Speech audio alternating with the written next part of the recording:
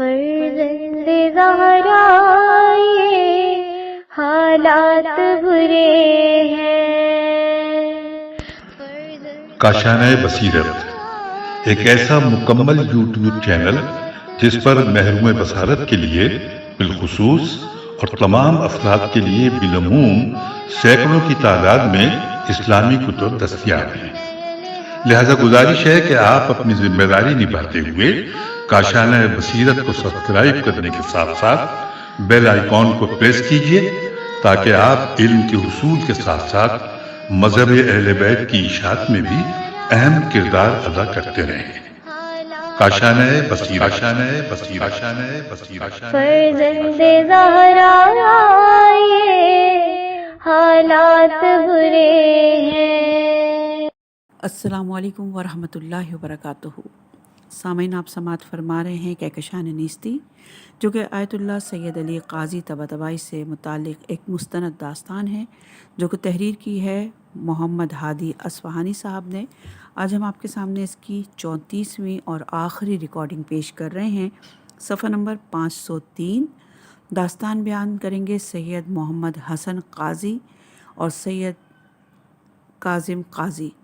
ربیع الاول 1367 قمری 1947 عیسوی۔ داستان شروع ہو رہی ہے سورہ احزاب کی آیت نمبر 23 سے۔ بسم اللہ الرحمن الرحیم۔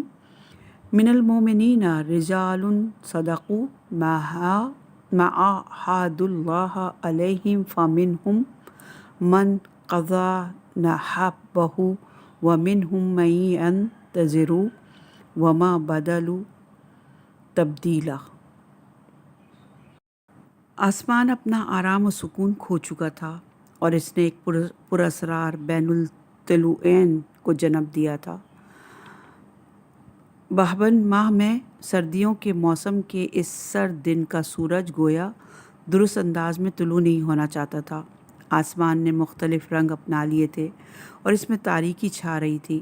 میں مدرسہ علمیہ سے اپنے گھر واپسی کے راستے پر تھا کہ خوفناک ہوائیں چلنا شروع ہو گئیں۔ پورے 8 مہینے ہو گئے تھے کہ جو واقعہ بھی ہوتا میرے قلب و جان اور ہڈیوں پر لرزہ طاری ہو جاتا تھا۔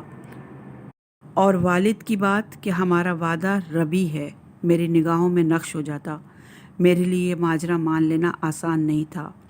8 ماہ پہلے ماہ رجب میں والد نے حکم دیا تھا کہ ہم کوفہ جائیں اور ان کا خیال رکھیں۔ اس دن جب میں اپنی طبیعت کی ناسازی اور بیماری سے آگاہ ہوا تھا تو انہوں نے فرمایا کہ میں علاج کے لیے ایران چلا جاؤں، لیکن میرا دل نہیں مانتا تھا اور ان کے احوال کے بارے میں مجھے ایک عجیب سا احساس تھا۔ میں محسوس کرتا تھا کہ ممکن ہے میں انہیں کھو بیٹھوں۔ میں چاہتا تھا کہ اپنے کاموں کو روک دوں اور ان کی خدمت میں اور ان کے ساتھ رہوں۔ اسی لیے میں نے اپنا علاج بغداد میں انجام دیا۔ اسی نشست میں جیسے تیسے بڑی ہمت سے کوشش کی کہ ان کی بقیہ عمر کے بارے میں ان کے علم سے آگاہی حاصل کروں۔ ابھی میری بات منہ سے نکلی بھی نہیں تھی کہ انہوں نے فوراً جواب دیا، ہمارا وعدہ ربی ہے۔ جیسے ہی انہوں نے یہ کہا مجھے لگا جیسے میرے پیروں سے جان نکل گئی ہے۔ میرا سر گرم ہو گیا تھا اور آنکھوں میں اندھیرا چھا گیا تھا۔ بس میری طالب علمی والی توجیحات نے کمال دکھایا اور میں نے سوچا کہ ربی سے ان کی مراد مخصوص زمانہ نہیں ہے بلکہ کسی وصف کا بیان ہے، اور انہی خیالات سے میں اپنی ہڈیوں کے گودے تک میں پھیل جانے والے درد کو سکون بخش رہا تھا۔ اب صورتحال یہ تھی کہ اندر و باہر رونما ہونے والے انتہائی معمولی واقعہ بھی مجھے پریشان و مضطرب کر دیتا تھا۔ اس دن 5 ربیع الاول 1367 قمری کی تاریخ تھی۔ خوفناک آندھی طوفان شروع ہو گیا تھا جو میرے دل پر دباؤ ڈال رہا تھا۔ میں تیزی سے اپنے گھر کی طرف گیا۔ والد کو ہم وہاں منتقل کر چکے تھے۔ گزشتہ چند مہینوں میں والد کی حالت بہت خراب تھی اور مشکلات کے باعث وہ اپنے جدیدہ والے گھر سے میرے گھر آ گئے تھے، جس میں صرف ایک کمرہ تھا۔ لامحالہ والدہ، 6 بہنیں اور میرے بھائی سید کاظم اور والد سب کو اسی کمرے میں سونا پڑتا تھا۔ جگہ کی تنگی کی وجہ سے والد نے مجھ سے کہا تھا کہ وہاں نہ سوؤں اور کوئی اور جگہ دیکھ لوں۔ والد انتہائی تکلیف دہ ادوار سے گزر رہے تھے۔ ان باقی ماندہ چند دنوں میں جب وہ صحو اور ہوش کے عالم میں ہوتے تھے وہ وقت تھا جب شیخ عباس کوچانی انہیں کتابوں میں سے پڑھ کر سنایا کرتے تھے، یا جب دوپہر یا رات کو نہایت مختصر غذا کھاتے تھے۔ کم وقت سوتے، لیکن ان کے علاوہ مکمل طور پر محو تھے۔ صرف محو، کبھی آدھی رات کو جاگتے اور تیز آواز سے قرآن کی تلاوت کرتے، کبھی مثنوی کے اشعار زیر لب پڑھتے تھے، جبکہ پانی کا برتن اور برف ان کے پاس ہوتا، اسے ہلاتے اور پانی پیتے تھے۔ ان آخری دنوں میں انہیں پیاس اور استسقاء نے اپنی زمین گیر کر دیا تھا، ایسے زمین گیر کر دیا تھا کہ زیادہ پانی پینے سے ان کا جسم سوج گیا تھا۔ جب گھر میں پہنچا تو دیکھا کہ اہل خانہ کا دل بھی آندھی طوفان کے باعث شدت سے دھڑکنے والے میرے دل کی مانند مضطرب ہے۔ والد اپنی اس دوران کے معمول کی عادت کے برخلاف بیٹھے ہوئے تھے اور کسی میں بات کرنے کی ہمت نہیں تھی۔ جب میں پہنچا تو کہا، سید محمد حسن، میرا ہاتھ پکڑو اور مجھے باہر لے چلو۔ میں نے مشکل سے انہیں اٹھایا اور ہم گھر کے مختصر صحن کی طرف چلے۔ کچھ دیر صحن میں رہنے کے بعد انہوں نے اپنا سر آسمان کی جانب اٹھایا اور اس کے گرد اپنی نظریں گھمائی، گویا وہ کسی چیز کے منتظر تھے۔ ہوا نے گرد و خاک فضا میں پھیلا رکھی تھی۔ مجھے معلوم نہیں تھا کہ وہ کیا چاہتے ہیں۔ میں نے صبر کیا۔ کچھ دیر بعد مجھے محسوس ہوا کہ وہ کمرے میں واپس آنا چاہتے ہیں۔ وہ کمرے میں داخل ہوئے اور کہا، ان کا بستر قبلے کی سمت بچھا دوں۔ وہ بمشکل اٹھے اور قرآن کی تلاوت کرنے لگے۔ جب ان سے فارغ ہوئے تو آواز دی کہ ہم کمرے میں آ جائیں۔ بیوی بچے اور دوسرے لوگ کمرے میں داخل ہوئے اور گریہ وزاری شروع کر دی۔ والد، جو گویا مکمل ہوش و حواس میں تھے، کہا، یہ لوگ کیوں اس قدر رو رہے ہیں؟ انہیں معلوم نہیں کہ میں کس قدر وسعت پا چکا ہوں اور کتنا خوش ہوں۔ گویا میرے ہاتھ پاؤں کھل گئے ہیں۔ اب مجھے اینک کی ضرورت نہیں ہے۔ یہ واقعی سمجھ نہیں رہے ہیں کہ میری صورتحال کس قدر بدل چکی ہے۔ اس کے بعد کہا، کھڑکیوں کو دبیس پردوں سے ڈھانپ دیں اور کمرے میں اندھیرا کر دیں۔ اگرچہ مجھے معلوم نہیں تھا کہ اس میں کیا راز ہے، ہمیشہ کی طرح گھر میں ان کے حکم کی اطاعت کی جاتی تھی۔ ہم نے کمرے میں اندھیرا کر دیا۔ جیسے ہی اندھیرا ہوا، فرزندوں میں سے کسی نے حسب عادت چراغ روشن کر دیا۔ والد نے ناراض ہو کر کہا، کمرہ نور سے بھرا ہوا ہے، آپ اندھے ہیں اور نہیں دیکھ رہے ہیں؟ احترام میں پاؤں زمین پر مارے اور باہر چلے جائیں۔ کوئی کمرے میں نہ رہے اور جب میں کہوں دروازہ کھولیں۔ میرا دل یہ ماننے پر آمادہ نہیں تھا کہ یہ تمہید ان افراد کی خدمت میں شرفیاب ہونے کے لیے ہے جن کے دیدار اور ادراک حضور کی طاقت ان 40 افراد، جن میں تمام بیگمات، بچے، جاننے والے اور شاگرد شامل تھے، ان میں نہیں تھی۔ میں نے انتہائی حسرت کے عالم میں کمرے کے دروازے بند کیے اور والدہ، بہنوں اور بھائیوں کے چہرے پر اضطراب اور پریشانی کے آثار دیکھتے ہوئے انہیں پرسکون کرنے کی کوشش کی۔ پہلے سب آشنا اور قریبی لوگ آتے اور والد کی سلامتی سے مطمئن ہو جاتے تھے، لیکن آج خلاف معمول جو بھی آیا، اس کا واسطہ بند دروازوں اور ہیبتناک ماحول سے پڑا تھا۔ ہم نے کمرے کے دروازے طلوع آفتاب کے 1 گھنٹے بعد بند کیے تھے اور ہر تھوڑی دیر بعد جب کوئی بے چین ہو کر دروازہ کھولنا چاہتا، والدہ اجازت نہیں دیتی تھیں اور کہتی تھیں کہ آقا نے کہا ہے، جب تک وہ خود نہ ہلائیں میں کسی کو اندر نہ آنے دوں، خود نہ بلائیں میں کسی کو اندر نہ آنے دوں۔ اس دن اگرچہ آندھی طوفان کے باعث سورج صحیح سے طلوع نہیں ہوا تھا اور آسمان نجف پر بادلوں سے ضعیف نور ساطع ہو رہا تھا۔ ظہر کے قریب آسمان تاریک ہو کر تھم گیا اور پرسکون ہو گیا۔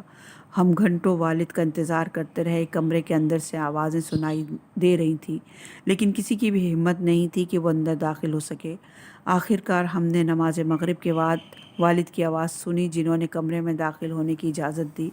تقریباً 12 گھنٹوں کی سرگردانی کے بعد سینوں میں گھٹی ہوئی سانسیں بحال ہوئیں اور اچانک 40 عورتیں اور بچے ان سے ملنے کے لیے کمرے کی طرف چلے۔ میرا خیال تھا کہ ان کی حالت اچھی نہیں ہوگی، لیکن وہ خلاف توقع سلامت اور نہایت مسرور تھے اور تمام جاننے والوں اور اہل خانہ سے محبت اور خوش اخلاقی سے پیش آ رہے تھے۔ سب لوگ یہ دیکھ کر کہ وہ سلامت ہیں اور ان کی طبیعت اب بہتر ہو رہی ہے، خوشی سے اپنے گھروں کو چلے گئے۔ غروب آفتاب کے 1.5 گھنٹے بعد پھر میں باقی رہ گیا اور اہل خانہ، کھانے کا وقت تھا اور وہ ابھی تک قرآن کی تلاوت میں مصروف تھے۔ میں وہیں کھانا کھا رہا تھا۔ جب ان سے کہا کہ کھانا کھا لیں تو انہوں نے جواب دیا، مجھے کھانا نہیں چاہیے، کوئی خواہش نہیں ہے۔ وہ جب بھی کچھ کہتے تو ہم سمعاً اور اطاعتاً اسے قبول کر لیتے تھے۔ کچھ دیر بعد والد نے مجھ سے کہا کہ میں جاؤں اور آرام کروں۔ میں کمرے سے نکل آیا، لیکن چند لمحوں بعد مجھ سے کہا گیا کہ آقا کو آپ سے کام ہے۔ میں کمرے میں واپس گیا اور مجھے حیرت انگیز حالت میں پایا۔ وہ اب بھی قرآن کی تلاوت کر رہے تھے، لیکن ان کا سر جھکا ہوا تھا اور آنکھیں بند تھیں۔ میں نے کہا آقا کوئی حکم تھا؟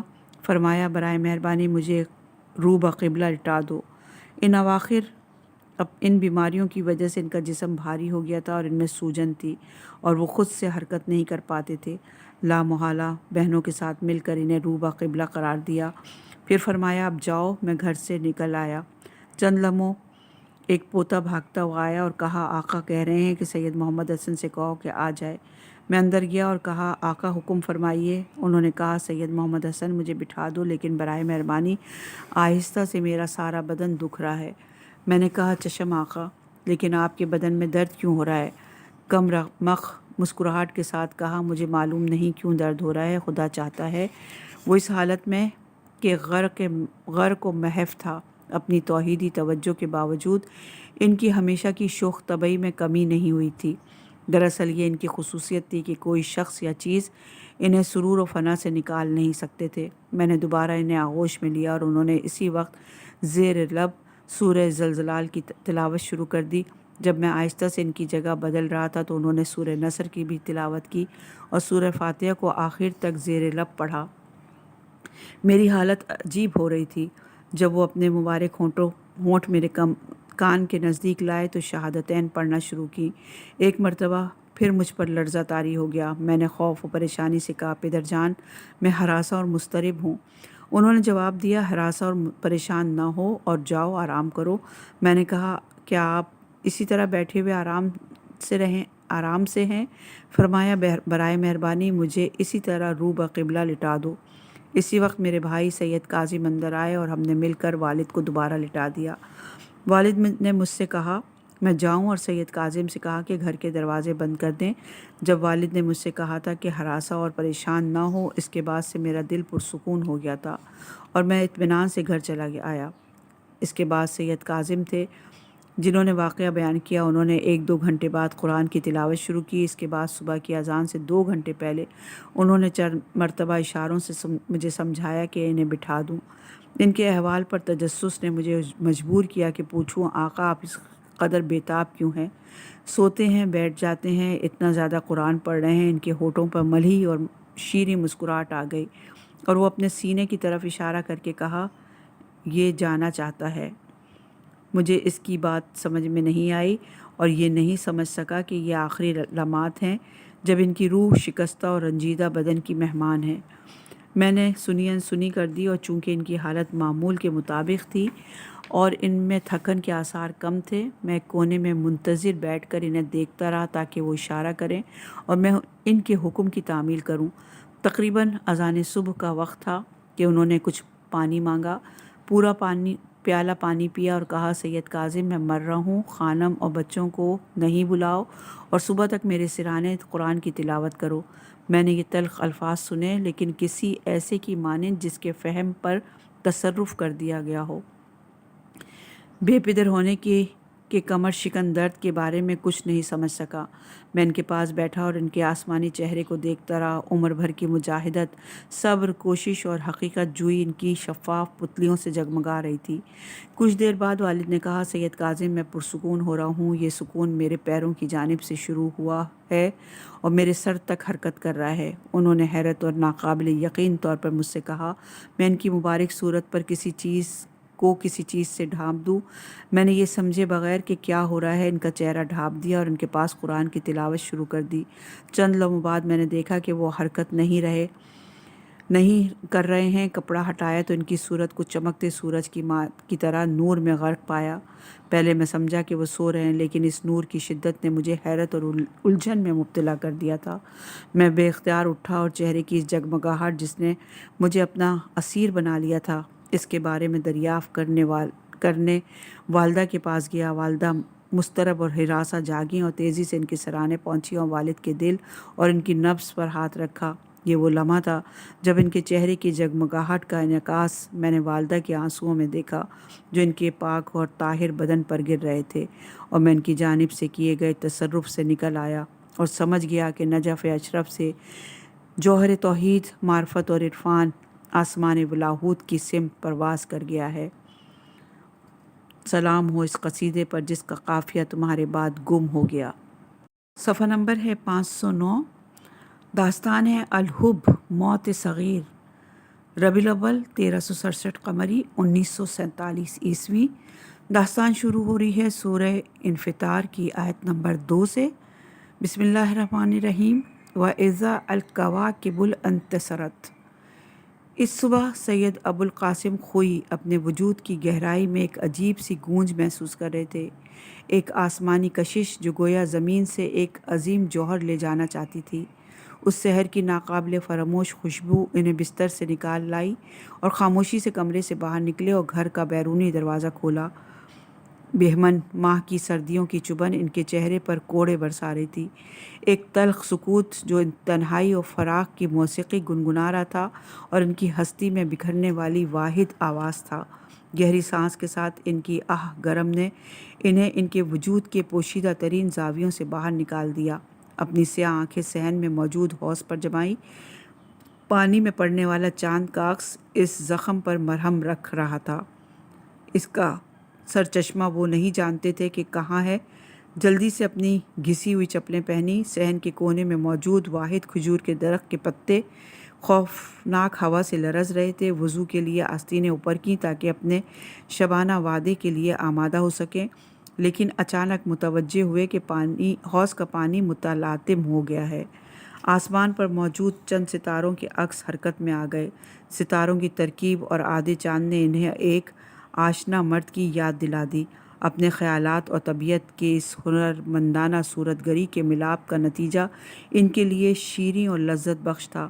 وہ پانی میں ایک چہرہ دیکھ رہے تھے جس کے پاس کئی سال پہلے اپنا دل رکھ کر انہوں نے عالم فقاہت کی مسافرت اپنا لی تھی۔ کوڑے برساتی ہوئی پانی کو متلاطم کر رکھا تھا اور اس عظیم مرد یگانہ روزگار کی صورت پانی سے محو ہو رہی تھی۔ سید ابو القاسم کا دل بیٹھنے لگا۔ انہوں نے آسمان کی جانب سر اٹھایا۔ چاند اور اس کے گرد آئینہ کاری ہوئے ستاروں کی روشنی نے تمام باشکو آسمان کو جگمگا رکھا تھا۔ اچانک ہوا کی چنگاڑ نے ان کے دل میں شدید اضطراب پیدا کیا، ایسا غم جو گویا ان کے وجود کے ایک حصے کو چھین رہا تھا۔ انہوں نے اپنے دل پر ہاتھ رکھا اور دوبارہ آسمان پر نظریں جما دیں۔ ستاروں کو دیکھا جو حرکت میں آ گئے تھے اور ان میں سے ہر ایک چاند کے گرد چکر کاٹنے کے بعد آسمان سے گر رہا تھا۔ جو کچھ وہ دیکھ رہے تھے وہ تسلیم کرنا آسان نہیں تھا۔ آسمان کے ستارے بکھر کر گر رہے تھے اور سید ابو القاسم کی آنکھوں سے آنسو پھوٹ پڑ رہے تھے۔ سیاہ بادل چاند کی طرف جھپٹے اور آسمان کو تاریک کر دیا۔ ان کے آنکھوں کی پتلیاں تنگ ہو گئیں اور آسمان کا سینہ سیاہ۔ ابو القاسم کی روح پر لرزہ طاری ہو گیا۔ ان کے ہیرو جیسے درخشاں آنسو حوض کے پرتلاطم پانی پر گرے اور اس مرد کا محبت بھرا چہرہ دوبارہ ان کی آنکھوں میں گم ہو گیا۔ وہ شیخ و شمائل ایک بے نظیر مرد کا تھا جس کے کوچ کر جانے پر آسمان طوفانی ہو گیا تھا اور ابو القاسم کی نظروں کے سامنے ستارے گر رہے تھے۔ عظیم کامل کی صورت، کہکشان توحید کے بے بدیل استاد سید علی قاضی طباطبائی، اس عظمت کی حقیقت اس کرۂ خاکی کے دوار آسمان پر گردش میں تھی اور مختلف شکلوں میں اولیاء الہی کے قلوب کو اس الہی بزرگ مرد کے سوگ میں بٹھا رہی تھی۔ سید محمد حسین طباطبائی تبریز میں اپنی لطافت بھرے دل کے صندوق کی گہرائی میں فراق کے ایک دردناک ادراک کی تلخی محسوس کر رہے تھے۔ ان کے بھائی سید محمد حسن کے چہرے پر آنسو غلطاں تھے جو بہشت عدن کے موتیوں کی مانند جگمگا رہے تھے۔ بوڑھا کوئلہ فروش جس کا دل ان کے ملاب میں گرویں تھا، اپنے قلب پر رفیق کو کھو دینے کی زہر آلود خراشیں محسوس کر رہا تھا۔ شیخ محمد جوادی انصاری ہمدانی جو پیکر ہستی کے ایک گوشے میں توحید تک پہنچے تھے، بستر زمین سے عوامل توحید کی جانب ایک نور کا عروج مشاہدہ کر رہے تھے۔ شیخ محمد تقی بہجت قم میں فاطمہ معصومہ علیہ السلام کے جوار میں ایک انتہائی حیرت انگیز خواب میں ایک تابوت دیکھ رہے تھے جس میں تحریر تھا توفی ولی اللہ۔ سید عبدالکریم کشمیری عالم کی ملوکتی تہوں کے درمیان وادی سلام میں ایک قبر کو دیکھ رہے تھے جس سے آسمان تک نور کا ایک ستون جگمگا رہا تھا۔ شیخ عباس کوچانی کہ جنہیں ان قریب استاد کا درد فراق کے گریبان گیر اور بےتاب اور بیمار کر دینے والا تھا، غذا کا لقمہ لیتے ہوئے ایک بے انتہا غربت و تنہائی کی جانب متوجہ تھے جو ان پر حملہ ہو رہی تھی۔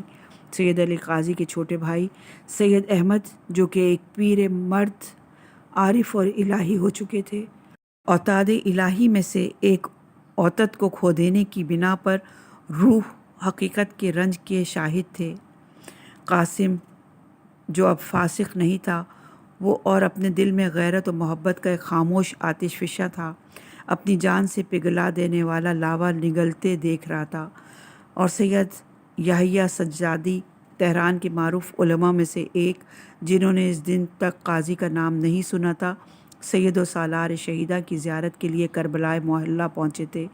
اب عبداللہ الحسین کے حرم میں انہیں ایک آسمانی مکاشفے میں بتایا جا رہا تھا کہ سید علی قاضی نجف اشرف میں وفات پا گئے ہیں اور ان کی تشییع جنازہ، دفن وغیرہ تمہاری ذمہ داری ہے۔ جو لوگ درد عشق سے بے خبر تھے ان کے لیے سید علی قاضی کی وفات کوئی تلخ داستان نہیں تھی۔ ان میں سے بہت سے ان کی وفات پر اپنے خلوت قدوں اور تاریک حجروں میں خوشی سے اللہ اکبر کے نعرے لگا رہے تھے، وہی لوگ جنہوں نے سید عبدالکریم کشمیری کے خلاف خشم آلود احتجاج کیا تھا کہ کیوں انہوں نے اس مصیبت پر بازار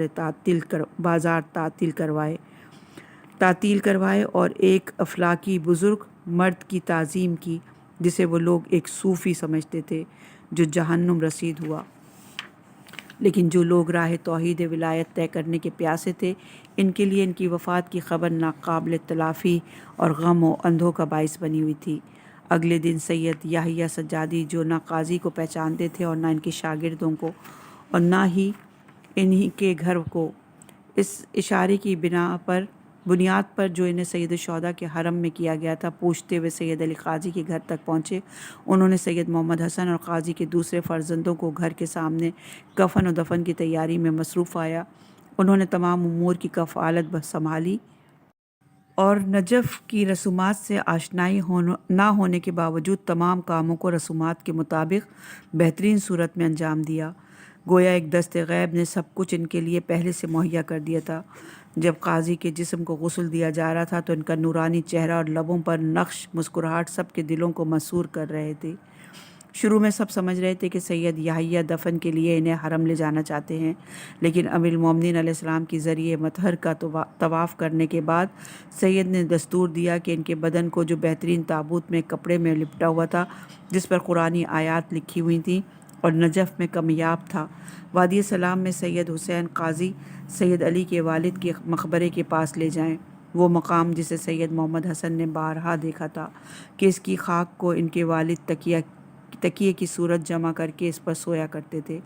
سید محمد حسن اور ان کے نزدیکی افراد نے حیرت سے اس رہنمائی، خرچوں اور انتظامات کے بارے میں جو عقل میں سما نہیں رہتے سید یحییٰ سے دریافت کیا، کیا آپ تو قاضی کو پہچانتے بھی نہیں تھے، نہ ہی یہ جانتے تھے کہ ان کے خاندان اور والد کا مقبرہ کہاں ہے، پھر آپ کو کیسے معلوم ہوا کہ انہیں وادی سلام میں اس مقام پر اور ہود اور صالح علیہ السلام سے منسوب مقبرے کے پاس لائیں؟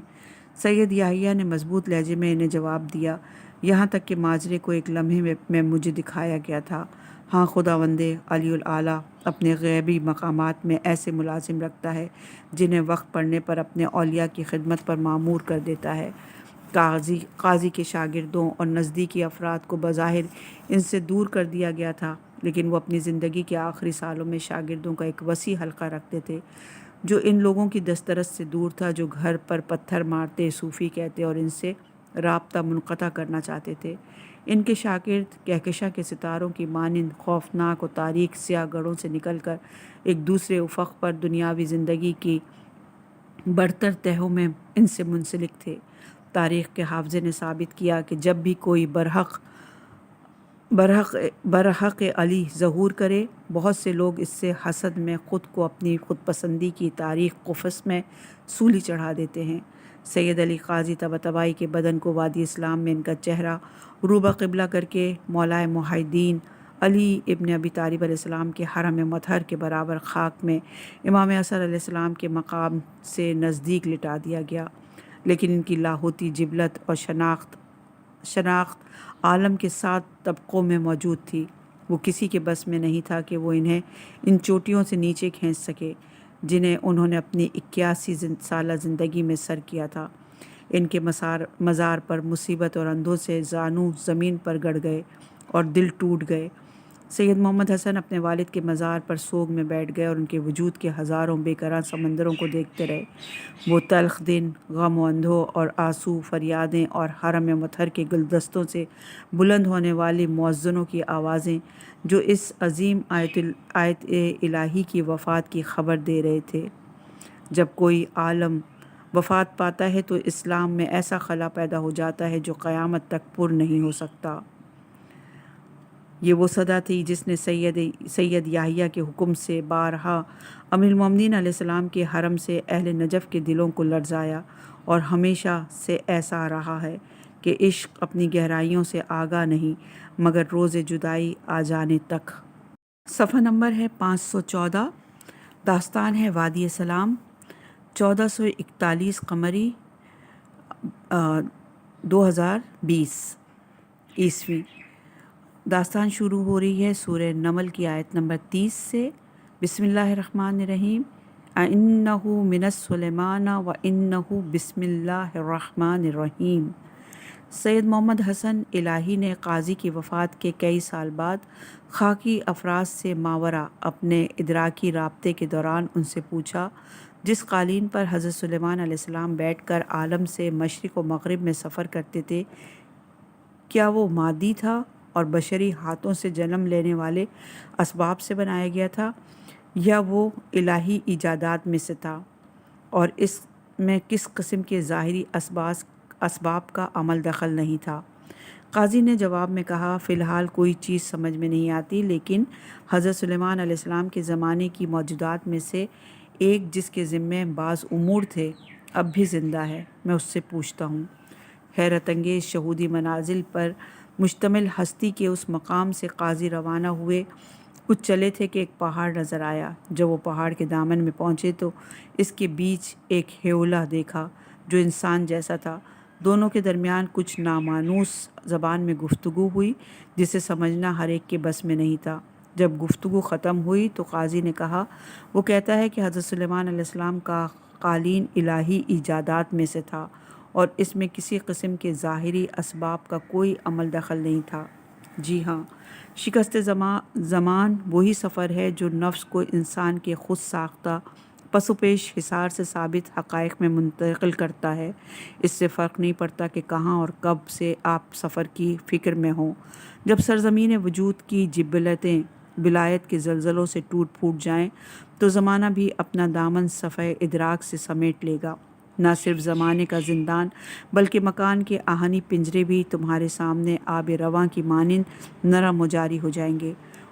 اور میں سید علی قاضی کی وفات کے 75 سال بعد وادی سلام میں بیٹھا ہوا تھا، ان افکار و خیالات اور نور حقیقت سے ہم آغوش جو ان کے مزار سے ایک ستون کی مانند آسمان کا سینہ چیر رہا تھا۔ کئی مہینوں سے میں ہر روز ان کے مزار سے امیر المومنین علیہ السلام کی زیارت کو روانہ ہوتا اور پھل، گلاب، چفیہ اور عقال بیچنے والوں، ٹھیلے والوں، راہ گزروں، زائروں اور وادی سلام کے فقیروں کی حیرت زدہ نظروں کے سامنے سے گزرتا، جنہیں میری اس بار بار کی آمد و رفت کا مقصد سمجھ میں نہیں آتا تھا، جبکہ میں اس عراقی ملکوتی مرد کی کہی ہوئی بات پر عمل کرتا تھا۔ لوگوں کو کیسے معلوم ہو سکتا ہے کہ ہر ایک کی زمین دل کا آسمان کس رنگ کا ہو گیا ہے؟ یہ ناممکن ہے، مگر ان کے لیے جو کثرت محور نتیجہ گیری سے باہر نکل آئے ہوں اور تجرد کی کشتی پر سوار ہوں۔ یہاں میں وادی سلام کے بیچ اس مقبرے کے پاس بیٹھ کر تاریخ کے اگلے پچھلے کثیر ثابت حقائق میں غرق ہو جاتا ہوں۔ 75 سال پہلے قاضی کی تلخ وفات کے فوراً بعد 8 بہمن 1325 شمسی 1947 کو میں نے کچھ لوگوں کو دیکھا جو عید نوروز کے دن اس جگہ جا رہے تھے جہاں میں ابھی وادی سلام میں بیٹھا ہوا تھا۔ شیخ عباس کوچانی، سید محمد حسن قاضی اور شیخ محمد علی نجابت۔ سید محمد حسن اپنے آسمانی باپ کے جگر سوز فراق میں پگھلے جا رہے تھے۔ شیخ عباس ابھی تک استاد کے وعدے پر ہیبت زدہ 10 دن پہلے کے اس منظر میں کھوئے ہوئے تھے جب وہ قاضی کی وفات سے پہلے ان کے سامنے بیٹھے ہوئے پوچھ رہے تھے، استاد مجھے معلوم نہیں تھا کہ آپ جناب کے والد کا مقبرہ وادی سلام میں ہے، اگر ہو سکے تو بتائیے کہ وہ کس جگہ ہے تاکہ ان کی خدمت میں عرض ارادت کر سکوں۔ قاضی، جن کے بدن میں درد کی شدت اور بدحالی سے رمق باقی نہیں رہ گئی تھی، کہا، شیخ عباس میں 10 دن بعد تمہیں وہاں لے جاؤں گا۔ شیخ عباس وادی سلام میں اٹھنے والے اپنے ہر قدم کے ساتھ یہ سوچ رہے تھے کہ ہاں، استاد نے اپنے والد کا مدفن مجھے دکھایا، لیکن اپنی وفات کے بعد۔ اور شیخ محمد علی نجابت وہ جوان جس کی پیشانی پر میدان توحید کی بہت سی فتوحات نقش ہو گئی تھیں، سکون اور اطمینان سے اپنے دوستوں کے ساتھ قاضی کے مزار تک جا رہے تھے۔ تینوں تلخ خاموشی میں ڈوبے ہوئے تھے اور اس مرد کے مزار کو دیکھ رہے تھے جس کے دفن ہو جانے سے ان کے خیال میں سلوک کی منازل میں ان کا اقتدار ختم ہو چکا تھا۔ لیکن میں یہ جانتا تھا کہ سید علی قاضی کی داستان وہ کتاب ہے جو بسم اللہ الرحمن الرحیم کی بے سے شروع ہو کر بسم اللہ مجرحہ و مرسحہ کی بے تک جاری رہتی ہے اور اس کی انتہا قابل تصور نہیں ہے۔ قاضی تاریخ کے مکتوبات پر وہ ثابت حقیقت ہیں جسے کوئی حصار اپنے پنجوں میں جکڑ نہیں سکتا۔ جو بھی ولایت اور توحید کے سمندر سے وابستہ ہو گیا، ازل اور ابد اس کے وجود کی ذیل میں قرار پائیں گے۔ یہ مسئلہ اور انسانوں کے سامنے موجود کثیر حجابوں کا برطرف ہو جانا صرف قاضی جیسوں سے مخصوص نہیں ہے، بلکہ یہ وہ تحفہ ہے جس کی نعمت ہر اس شخص کو نصیب ہوتی ہے جو آل محمد علیہ السلام کی درخشاں راہ پر ان سے ہم آغوش رہتے ہوئے اسماء حسنہ کے شہودی سفر میں قدم بڑھائے۔ جس زمانے میں قاضی اپنے دنیاوی جسم کو کندھر پر اٹھائے ہوئے تھے، اس کرۂ خاکی پر بہت سے لوگوں کے ساتھ رابطے میں تھے، لیکن اب تو اس بدن کے ہاتھ پاؤں باندھ دینے سے والے نظم و نسق کو ترک کر کے وہ اپنے وجود میں پہلے سے زیادہ وسعت پا چکے تھے۔ علامہ طباطبائی، جو کئی سالوں تک اپنے استاد کی وفات کے غم میں عطر استعمال نہیں کرتے تھے، ان سے اہل زمین کے ادراک سے ماورا کثیر روابط کے حامل تھے۔ نماز کے دوران اگر وہ تحت الحنک نہیں ڈالتے تو وہ تبریز میں ہوں یا قم میں، قاضی کو دیکھتے کہ انہوں نے اگر مستحبات نماز کی تکمیل میں تحت الحنک کھول دی ہے، وہ فرماتے تھے، جب میں نجف سے تبریز آیا تو استاد سے میرا رابطہ منقطع نہیں ہوا اور اس کے بعد بھی تقریباً 60 سال تک یہ تعلق اور آسمانی رابطہ برقرار رہا۔ اگر قاضی 6 ربیع الاول 1367 قمری 28 جنوری 1947 کو اس خاک اور موت کے اسیر ہو گئے ہوتے تو پھر اپنے شاگردوں اور شاگردوں کے گھروں میں آمد و رفت نہ کرتے۔ میں نے نجف اشرف میں ایک بوڑھے شخص کو دیکھا جو ان کے مکتب اور شاگردوں کے ایک شاگرد کی برکت سے عجائب توحید کے مقام تک پہنچا تھا۔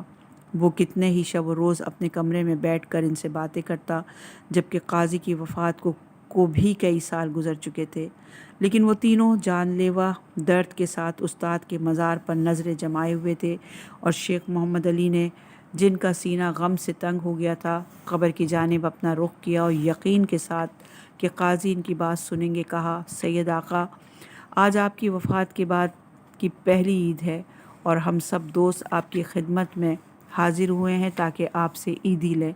اچانک کسی وقت ان کی نگاہوں اور تاریخ کے جاوداں شعور اور حافظے کے سامنے سید علی قاضی عبا اور عمامے میں گلاب کا پیالہ لیے ظاہر ہوئے اور تینوں کی آنکھوں میں غور سے دیکھا، جو ان کے محبوب چہروں کے سامنے پیالہ اٹھایا اور ایک ایک کے ہاتھ گلاب سے دھوئے۔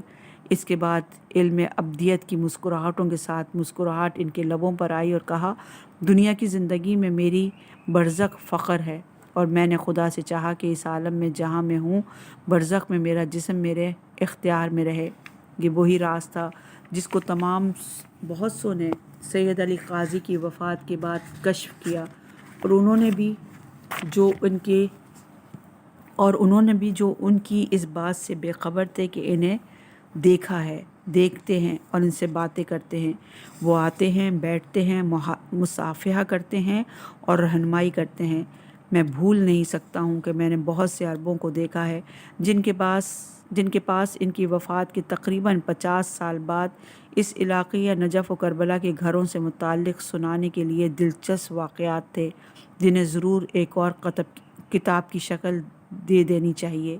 ان کی وفات کے 40 سال بعد جب ان کی بیٹی کی تدفین کے لیے وادی سلام کا گورکن ایک قبر کو کھولتا ہے تو اسے ایک جسم ملتا ہے جو بالکل سلامت ہے۔ اس نے قاضی کے گھر والوں سے پوچھا کیا چند دن پہلے یہاں کوئی تدفین ہوئی ہے؟ سب انکار کرتے ہیں اور دیکھتے ہیں کہ ان کے والد کا جسم 40 سال بعد بھی اسی طرح زیر خاک صحیح و سالم ہے۔ قاضی کی انسان ساز حکومت اسی طرح مقام ولایت میں داخلے کے پیاسوں کا خمیر گوندھ رہی ہے۔ گزرے زمان اور ادوار تاریخ کا پیچ و خم اس سے کوتا ہے کہ دہر کی اس ثابت حقیقت سے آگے نکل سکے۔ وہ اب بھی درگاہ ولایت میں خاکساری کے لیے شاگردوں کی تربیت میں مصروف ہیں اور طالبان حقیقت انہیں اپنا استاد سمجھتے ہیں۔ وہ اپنی زندگی میں شاگردوں کو اپنا فرزند سمجھتے تھے اور اب بھی ایسا ہی ہے۔ بزرگوں سے سنی اور دیکھی ہوئی باتیں اور بہت سے اقوال و کمالات ہیں جن سے واضح ہوتا ہے کہ یہ تربیت اور واسطیت قاضی جیسے کے لیے ناممکن نہیں ہے جو کہ مکتب ولایت کے شاگرد ہیں۔ اولیاء الہی میں سے ایک جو کہ کربلا میں مقیم تھے، میں نے ان سے سنا کہ فرما رہے تھے فقیہ اپنی زندگی میں اپنا کردار ادا کرتا ہے اور عارف اپنی موت کے بعد۔ میں یہ نہیں کہتا کہ آپ کے مقربین نے درگاہ میں سے ہوں کہ خود کو مکاری اور فریب کاری سے آپ سے منسلک کر دوں۔ ہمارے پاس کا جام مجلس کے ہوشیاروں کو دے دیں، مجھے ساقی کی آنکھوں میں حیران رہنے دیں۔ نہ آپ کی خوبیوں کی کوئی انتہا ہے، نہ ہی سعدی کے بیان کی۔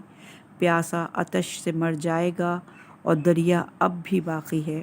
وادی سلام، نجف اشرف، 1441 قمری 2020۔ ایک بہترین کتاب اختتام کو پہنچی۔